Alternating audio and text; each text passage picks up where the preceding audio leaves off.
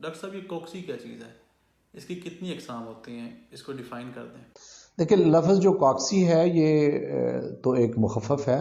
बुनियादी तौर पे ये कॉक्सीडियोसिस है बीमारी मुर्गियों की। ये खूनी पेचिश है। मुर्गी की जो आंतों का निज़ाम है, छोटी आंत से लेकर बड़ी आंत के एंड तक, कॉक्सी का जो जरासीम है ये प्रोटोजोआ की किस्म है। ना ये वायरल है, ना ये बैक्टीरियल है, ना ये फंगल है।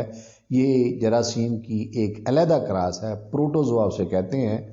प्रोटोजोआ पैरासाइट होते हैं जो अपनी ज़िंदगी दूसरों पे गुजारते हैं। जो आपने कॉक्सी हमारे फार्म्स पे आमतौर पे देखी गई है वो सीकर कॉक्सी है। इसका जरासीम होता है अमीरिया।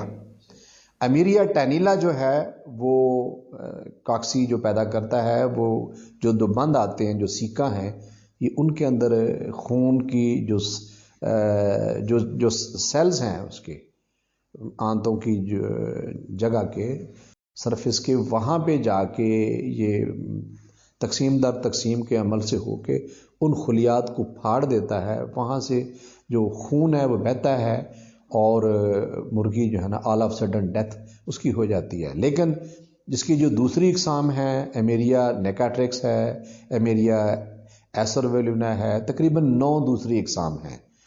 उनमें इतनी ज़्यादा मोर्टेलिटी नहीं होती, लेकिन वो आपके फ्लाक का वज़न, उसकी यूनिफॉर्मिटी और एफसीआर उसको शदीद नुकसान देती हैं। बुनियादी तौर पे वो आपके फ्लाक की इकोनॉमी को तबाह कर देती हैं।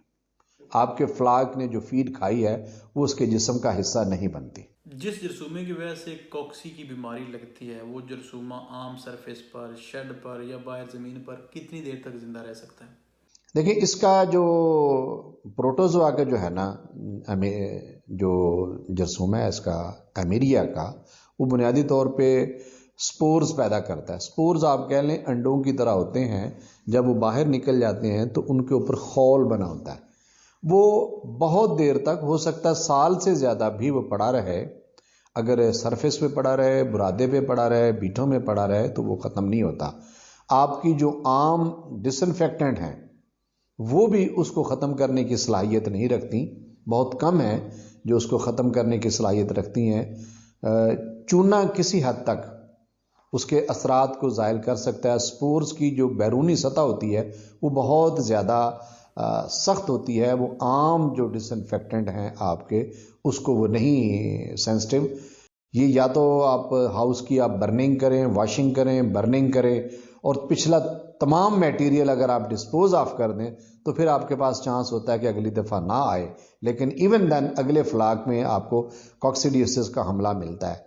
इसलिए कि इसका एक जो अमेरिका का एक स्पोर है वो एक दिन में 10 लाख मरतबा तकसीम हो सकता है। 1 मिलियन, एक दिन में 1 मिलियन आप हिसाब लगा सकते हैं। इसीलिए जो है ना ऑल ऑफ सडन इसकी मोर्टेलिटी होती है और बहुत ज़्यादा हो जाती है।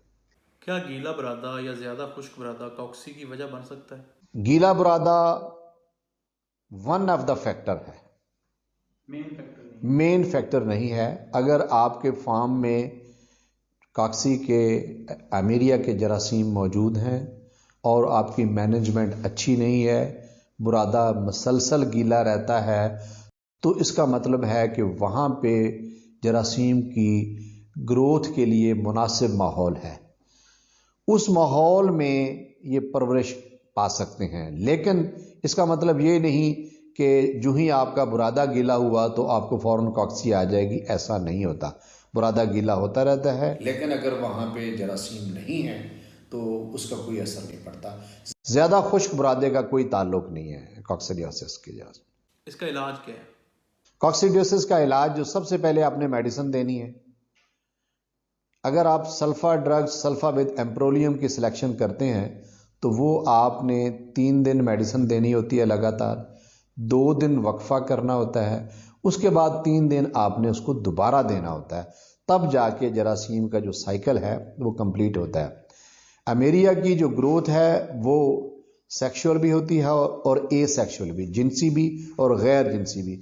इन दोनों ग्रोथ के लिए आपने मेडिसिन को इस तरीके से देना होता है कि आपकी मेडिसिन उसकी जो दोनों स्टेजेस हैं उसको एट ए टाइम ख़त्म कर सके, इसलिए इसको 2 दिन का वक्फा दे के आप दोबारा देते हैं। अगर आप टाल्ट्राज़ोरल फार्मूला सेलेक्ट करते हैं तो वो मुख्तलिफ़ कंपनीज़ की मुख्तलिफ रिकमेंडेशन हैं, लेकिन वो 48 आवर्स के लिए आप 48 घंटे के लिए आप टाल्ट्राज़ोरल को आप बॉडी वेट के मुताबिक भी दे सकते हैं, वो भी आपको सेम रिजल्ट दे सकते हैं। अगर किसी के पास चंद चूजे हैं और उन्हें खूनी पेचिश लग जाएं तो उसका इलाज क्या करना चाहिए? देखिए, चूज़े थोड़े हों या ज़्यादा हों, उनके लिए आपको मेडिसिन ही लेनी पड़ेगी। तो अगर चूज़े थोड़े हैं तो वो आपकी इकोनॉमी का मसला है, डिजीज़ को वो मेडिसिन चाहिए, उसके लिए कोई सेकंड अल्टरनेटिव नहीं हुआ करता।